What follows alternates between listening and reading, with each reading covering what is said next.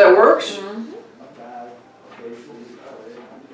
I have agents in this office who, if they just had somebody to take away their marketing, to take away all the paperwork, they would do way more than one more deal a month. That guy right there, Lonnie. Lonnie is the king of Pekin Valley results.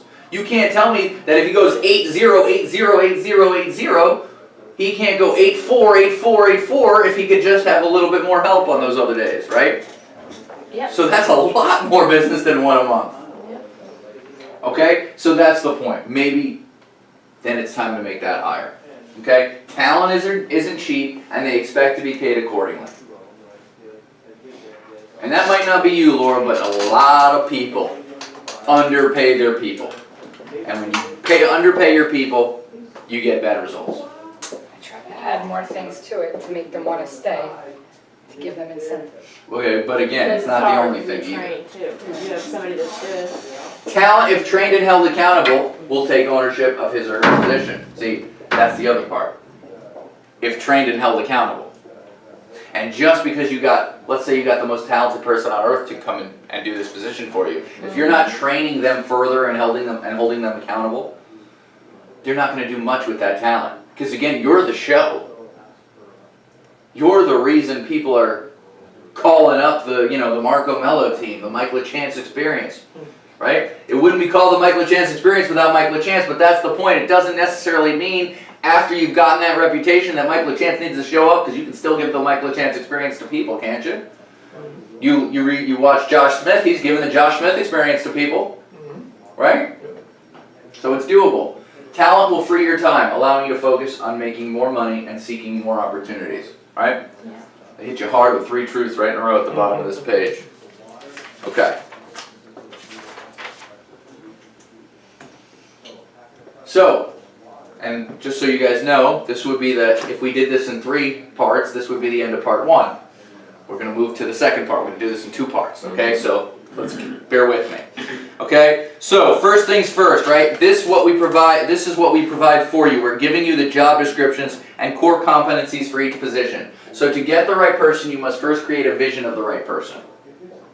Okay? Since talent is defined as someone who's a superb match for the job description, it's impossible to hire talent without a job description. Thus, before anything else, you must create an organizational chart along with job descriptions for all positions identified on the chart. Right? So a job description is a specific list of vital activities that need to be done for that position. In addition to finding someone who's a superb match for that, you need to also search for someone who's competent to fill each position. Competent candidates are those who not only possess the required knowledge, skills, and disposition, they're also willing to be held accountable to a pre-established performance standards. Okay, so here are key competencies. Knowledge, skills, disposition, performance standards, right?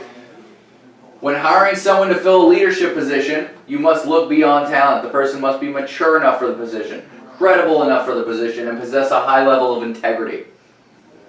It's pretty important, isn't it? We want you guys to work with integrity, so the people you hire should work with integrity. Talent alone will allow a person to master the tasks of the role, but won't by itself inspire a person to follow you. Okay, so assembling job descriptions and key competencies provides a clear definition of the right person. So the following are examples. Here's an organizational chart for Tier 2. Right, so the team members here are the primary agent and the transaction coordinator. Okay, so this is the business where you say, I just want someone to delegate my administrative stuff. This is that kind of business. Okay? All I want is somebody to give my stuff to, right? All the stuff I don't want to handle, the administrative stuff. So here's what that looks like, right? The primary agent needs to do all this stuff. I'm not going to read all this. Okay? That's you. You're the primary agent. This is the stuff you should be handling at this point in a Tier 2 business. Don't forget the Acceler baskets too. It's not in Is that not on there? Buyer's baskets, I mean. It's not in here. Wait, what's a buyer basket? You don't give your client a gift that Yeah, day? Oh, a gift. they give those. Well, we give, yeah, no, I make my own big basket. Laura, in this office, we take that off your hands. You only need to do this stuff. But isn't that in here somewhere? What, what's in that bag besides a key? Oh, you would never do that. I mean, it was cute, but it's a good addition to what you do. Yeah, no, you wanna give like A a real, gift. yeah, she gives a real big, I have nice. Cutting boards that I had made where it says it's been a. Oh, you pleasure got working you with got my that name, solicitation call and fell for it? Nice job. No,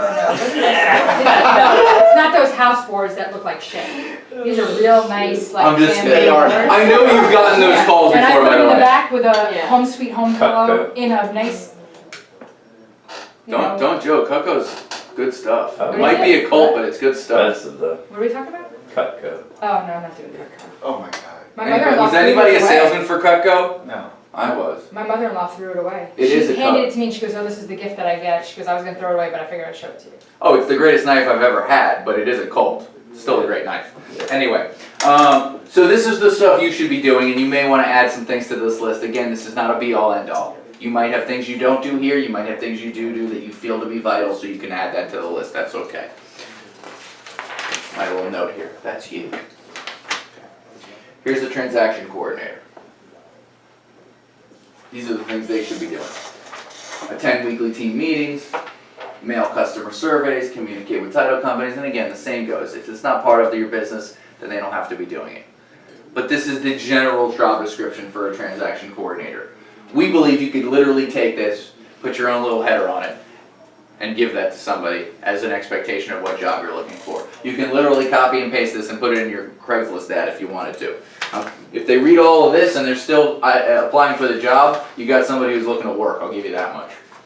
And there's stuff here that makes total sense, but being a one-person Like what? operation. Where is it? Mail homestead exemption forms to buyers.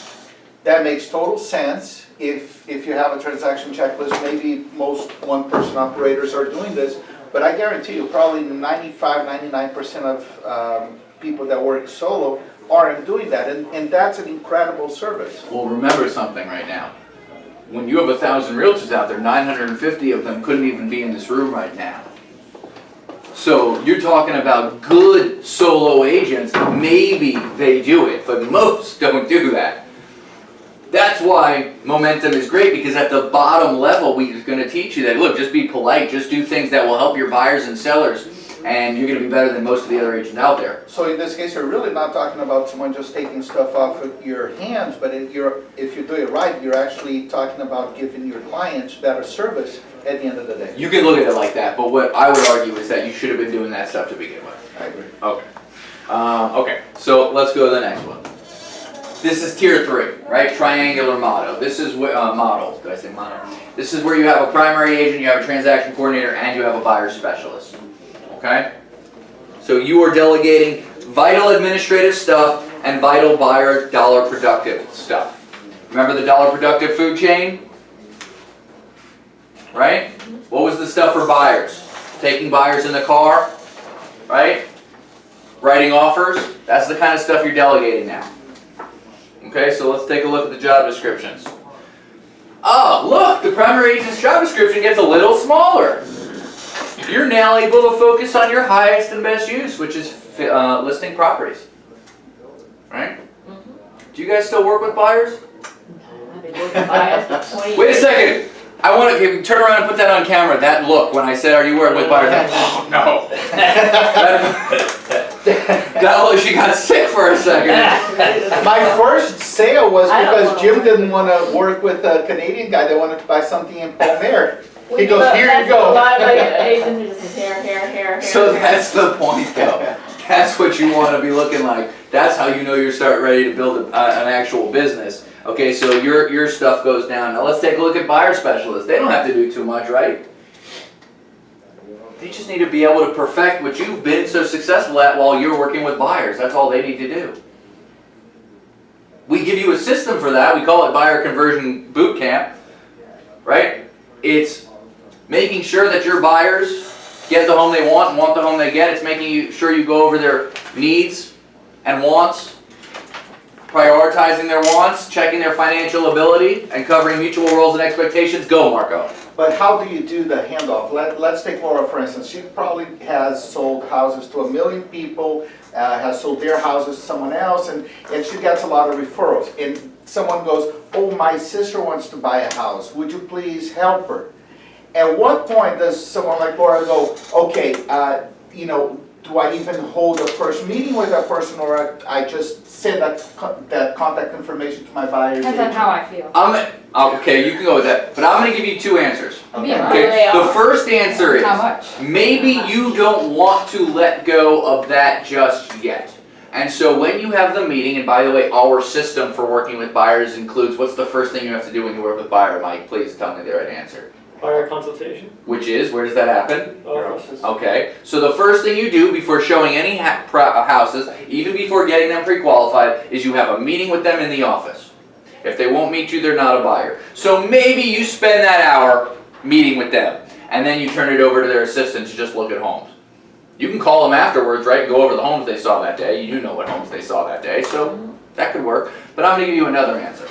Because I do this all the time when we get calls for people looking to buy or sell real estate to the office. Okay, they call me, some of them want to talk to the broker, some of them know the office, so they call us, and I'm sure you get it too. But when I say, I'm going to give you one of my best agents, most people don't care. Most people are like, great, that sounds awesome. When can you have them call me? Yeah. So I promise you, if you say, because you're the show and they're calling the Marco Mello team, that, hey, I'm going to give you to one of my best buyer's agents, he's better than me. You think they're going to be like, no, I want to work with Marco. I mean, maybe 1 out of 100, but I think a lot of them That's would be true. like, That's that's really awesome. a major ego. If you really think that people really care, they're all That's looking at a not house for and they them work with you or something. Because when you go to get a car, would you really care if you were referred to somebody and they said, you know, let my friend help you out? Who cares? You know, nobody I do it cares. too. I do it a lot. I know, but nobody really cares. Like insurance, like if somebody says, well, let me have my secretary call and get all your, who cares? You know, I mean, I it's pass just off realtors all have that in their head, I think, more than anything. Listen, if you can then tell them, look, I have a system that I do with all buyers, right? So Steve's got that system, and Steve's going to walk you through it. He's one of the best. It's not. You're getting the experience. You're getting the LaChance experience. It's just my associate is going to be putting you through it. And by the way, people think teams are more successful than people, Yep. and they like that. Mm-hmm. So so you see what I'm saying? You can look at it both ways. You can be there for that first meeting if you really think you need to be, or you can let people know that, hey, that's how I got this big, because I got people doing the right things. Like I said, you'll never see Tim Singer when you want to go looking around with one of Tim Singer's agents, but he's got some good agents. Really good. Okay, here's the transaction coordinator. Okay, so we're giving you all that, so let's go past that. Tier 4, right, you have primary agent, listing coordinator, buyer specialist, closing coordinator. Now we have a runner also, okay? So now we're now taking that transaction coordinator position and splitting it into 2, okay? Right? So now instead of transaction coordinator, we have somebody who's a listing coordinator and a closing coordinator. Now they can be the same person, that's okay, but they have to understand they do have different job descriptions. Okay? We're also picking up what's called a runner, right? We want talent at all these positions. So you want somebody who's fast for your runner. Just kidding, that's not what that means. Okay, sorry, nobody got that except for Suzanne. But I appreciate that, Suzanne. That was good. So your primary agent, haha, look, it goes down even more. Less throughout responsibility. Isn't that fun? Okay, your buyer specialist, pretty much the same responsibilities. Listing coordinator, right? And here's the runner. Pretty simple. And then closing coordinator, okay? Tier 5, right? Now we have a marketing and technology coordinator we're adding to the team. So we give them all to you, right? Now I'm going to have to go over it. Am I still working 50 hours at this point? Yes, you are. Yep. It's not until the next one you get to work a little less. You're adding actually, just more business. Marco likes that 30-hour plan. Here we go. Now you're going to work. Marco, you 5 hours. got a while, Marco, and I mean that. You're awesome, but you got a while, but this is it. This is your goal right here, okay? So you're the primary agent. You've got a listing and a buyer specialist, right? They report to the closing coordinator. Listing goes to the listing coordinator. There's a marketing and technology coordinator in the middle. You got an administrative assistant added to the team and a runner, okay? And all these people have their own jobs, right? But notice how little the primary has to do now. What are you doing? You're providing your mission and your vision. And it's not enough, by the way, and read the E-Myth, right? Read the Compound Effect, read any of those books. It's not enough to just have a mission and a vision. You should be letting people know what that is on a daily basis, right? People need to be on board with that mission and vision. That is what you're giving them. That is what is making them be loyal to you. They see a higher purpose, right? Laura, are you excited about helping people find their dream home or sell their home and make a lot of money? I mean, is that something that excites you? You have passion for doing that? Yes. So wouldn't you want somebody on your team to be as excited as you are? Yes. So your mission and your vision should reflect that. And when you constantly jam that down these people's throats, though, they're going to be just as excited as you. And so they're with you. They're with this Laura Sanders experiment, or whatever you want to call it, for that higher purpose. It's going to make somebody want to leave you a lot harder. It's going to make it a lot harder to leave you.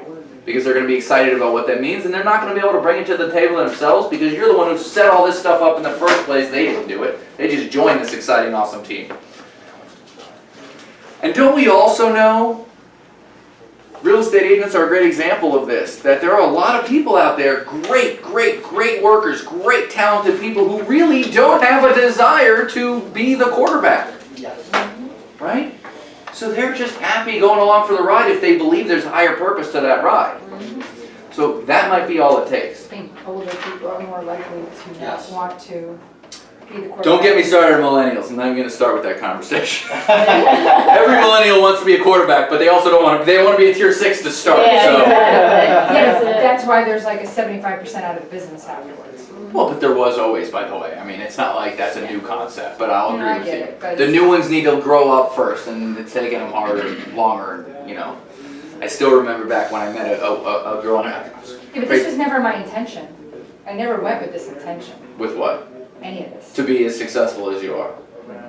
She'll tell you that. That's driven in her. No, I mean, yeah, Never- it it's was the never type of thought person out. you are. But it was never thought out, it was never intentional. I believe you. It just, But it was a consequence of your work ethics. What Right, was yeah. the name of that title company person that you had before? Oh, Crazy Dawn? one? Dawn. The crazy Dawn, one. I barely knew Laura, and she said, there's no one better at closing short sales than Laura. And I said, really? What does she do? And she goes, she's like a pit bull. She bites down and she doesn't let go until it closes, until she gets the yes. And- Well, the difference between Laura and most realtors is because she actually cares about every single person and cares a lot. So that's I wish I So did care. people who have been It would be studying way this, easier if she didn't care, but she does care. people who have been studying this for a very long time. See, there are people like Richard Branson, and then there's people like Darren Hardy who studies Richard Branson. You see what I'm saying? There are people who study how to be successful in this, and these are the people who are bringing you these systems. Yeah. And then there are those who are very natural and will do it basically right from the beginning because it's just or they'll learn from their mistakes, but one way or the other they're going to get the results because they're natural, right? We need those people. We're trying to emulate those people by creating these things, right? But they're not perfect either. There are people who get to the top level and can't bust through that top ceiling. And these people study the people who have done that, and that's how they're going to help you. That's why Darren Hardy meets with nothing but people who make six-figure CEO salaries when he's training them. You have Tony Robbins, who is helping people get, self-help people with very low incomes. Darren Hardy doesn't even let you come to one of his seminars unless you make six figures. Those people need help too, right? There's another level to get to. That's the point, right? Just like if you're trying to attract a mate, right? There are some people who are just natural at that conversation. Some people need a little bit of help what to do and say to get out of their own way. It's the same concept. Right? We're giving you the systems. You didn't need the systems to get to where you are. Maybe you need the systems to get to the next level. That's all we're saying.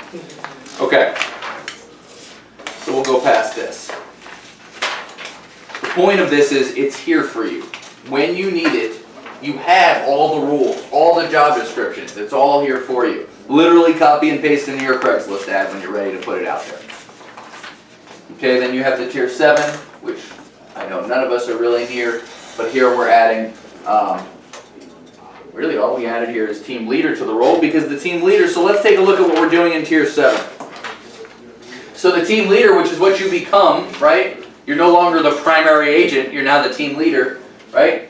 You're still providing the mission and the vision, right? You're going over the business model, that's all you, right? You're recruiting people for the team, you're training people for the team, you're consulting with the team, you're preparing goals and holding the team accountable. That's pretty much it, right? That's all you need to do, right? Get yourself a very successful team, have checks and balances in place to hold them accountable, and go take a vacation. Right? That's what's up here, okay? So that's the goal. He's like, where do I sign up? That's your vacation. Sure. I like that system. Okay, so listing specialist, okay? So here are the knowledge, skills, disposition, and performance standards, because remember, you have to have job description and knowledge, skills, disposition, and performance standards. So for your listing specialist, this is what it looks like. Oh, this is incredible. What's their knowledge? Well, you need to know how to do a listing agreement, right, first and foremost. Now, I want to ask, has anybody hired in this room an assistant or anything who didn't know how to do a listing agreement? No?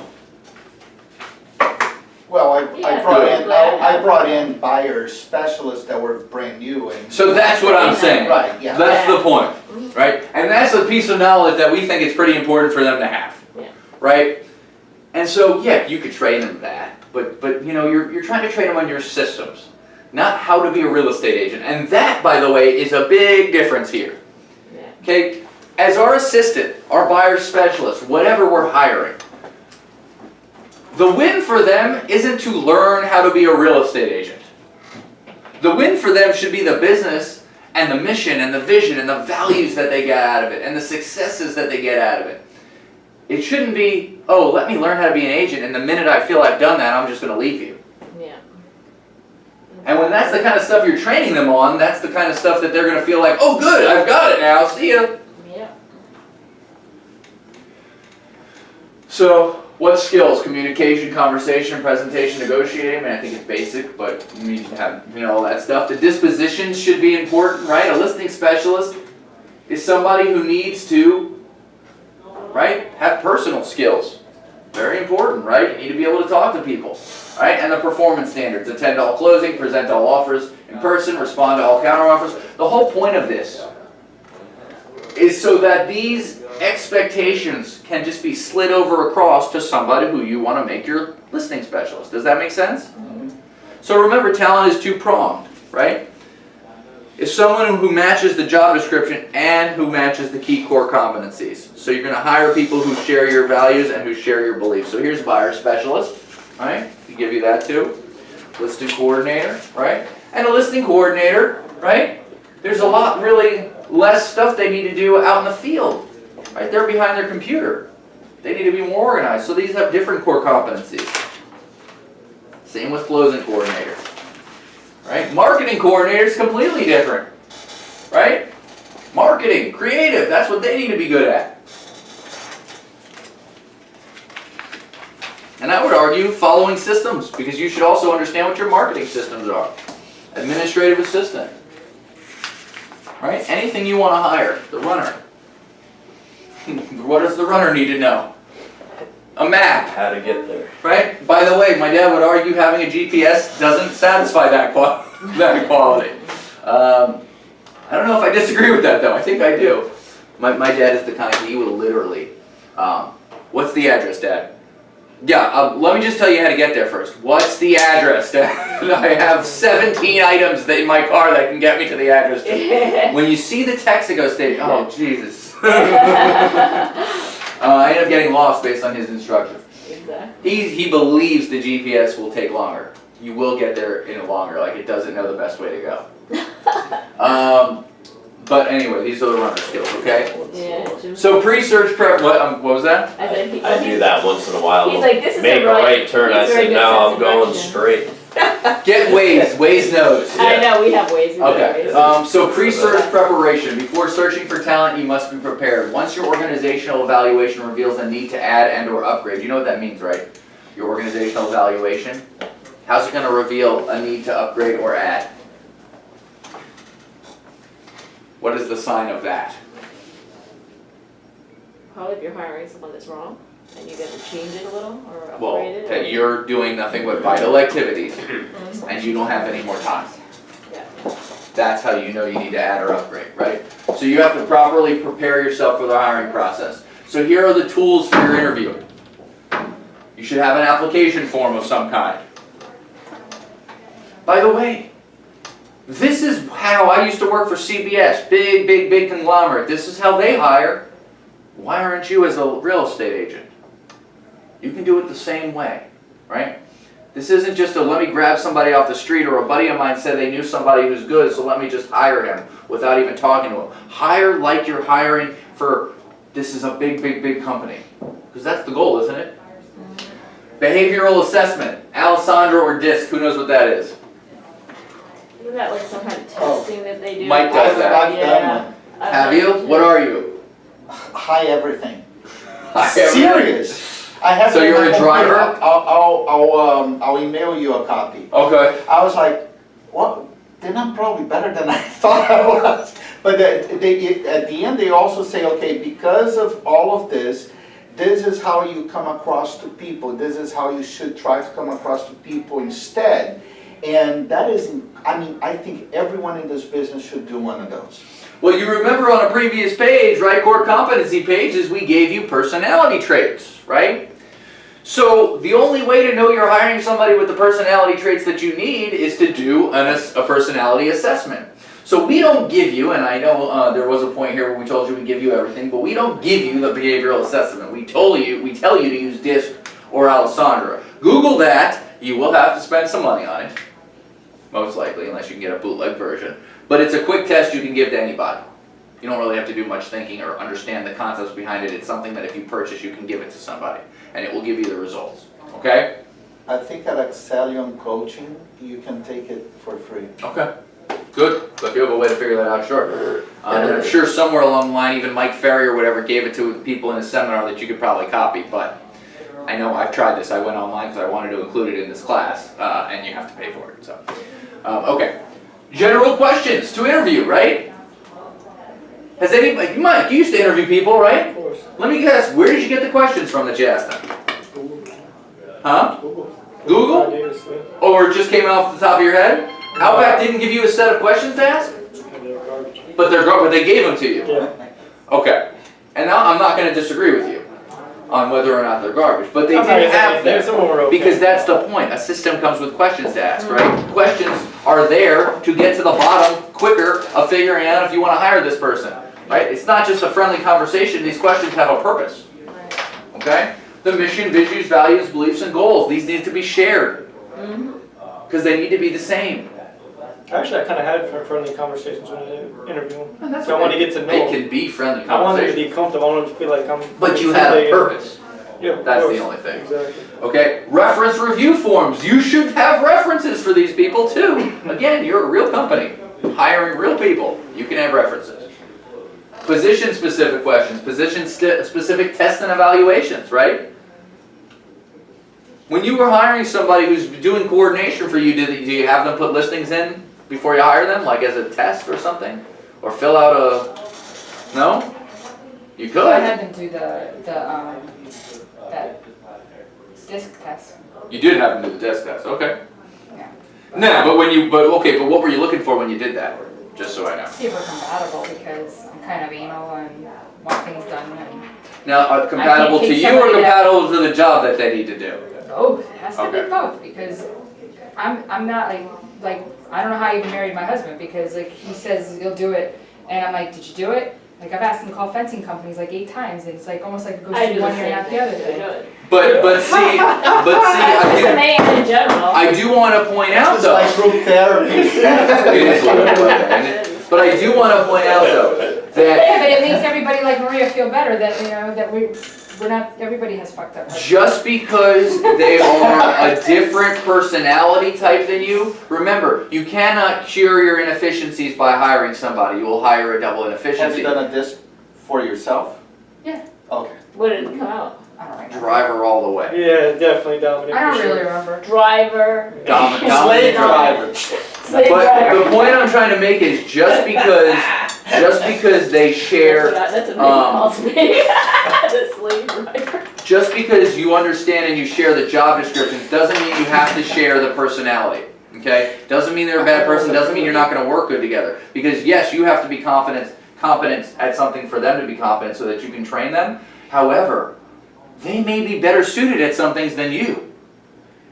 And so you're hiring somebody for your administrative, okay, you've gotta be organized, and if you're not an organized person, that's the hard part, right? But you've gotta be organized before you can hire somebody, but once Yeah, but you I are. can't tell you to do a task and it take 5 days before you get it done. That's not But gonna once work. you are organized, and you can give that system of organization to the more organized individual, that part of their personality is gonna take over, and that's why they'll be successful, and yeah, maybe they'll do what you could do better than you. But if you don't do it well or have an organizational system for it to begin with, then you can't do that, right? So you don't have to hire somebody who's the same personality, but the much more personality for the job at hand. Does that make sense? Well, the reason why Lori works so good with Laura is because she can take Laura getting upset, which she does, and then it blows it right over. Number 12, Yeah, there you go. do you curse and do you mind cursing? Something Yeah, I understand creative. what you're saying there, I do get that. No, but with Lori, like, I see, curse. because Laura will just tell you, like, to do it, and then she gets upset because it's not done because she's busy. But Lori is like, okay, you know, she's been in a family. Like, you know, if you're that kind of personality, that you're going to be, you know, that kind of person, Look, you got to know to work well You together. wanna look and find And it gets somebody who over. you can work with, Yeah, absolutely. Absolutely. But the disc personality is for the competencies to do the job at hand. Right. Right. If you can't work with them, you're gonna figure that out before Right, but long. if it says it's somebody that's like really low, I'm Sensitive. like, you If know. they're really Right. sensitive, they're not going to be able to deal with Laura because Laura, it moves at a fast pace. Well, And- correct me if I'm wrong, that's on it. Mike's, the one Mike does, which I think is the disc one, Mhm. there's a category that he's basically like, then you ain't a real estate agent if you're in this category. Yeah. Because, yeah, those people, you need to be thick-skinned to some degree, I mean, You you need gotta to be be able to very take direction. So yeah, I get what you're saying. Being real. Okay, so win, lose, and expectations. What's your win? What's the lose? In that case, that needs to be gone over, right? If with them working for you, they have to fully understand what your win is and what their win is, and what it looks like for them to not do a good job for you. That needs to be completely figured out before they're even hired. Tell them there is no job if you don't do a good job. Yeah, that's it. No, if I'm not making money, then there is no job. Right. Right. And as long as I'm doing well, But we know you're gonna do okay, That's whether you right. make a few less deals or not. that's not true though. You know, life can change in a moment. Okay. Yeah, that's true. That's And you don't know, and having that attitude is where you get sideswiped. You're only So good my- at the last deal. Right. Always. in And this my business. attitude doesn't, you know, and I don't think I'm the best at what I do by any means. If I did, I wouldn't be here. And I can go back and show you the people that never showed up to any trainings out of all the years I've been with them. And I can tell you that they're like half legs are out the business because Yeah, but they do okay, they don't do Remember, great. remember number 3 on that when to hire list. Number 3 is that you are an amazing prospector. It says that you can go out and get yourself business whenever you need to go out and get yourself business. And only when you're that can you progress to this level. So the point is that your business isn't just going to go away in a moment's notice. If it is, you are not ready to hire a team.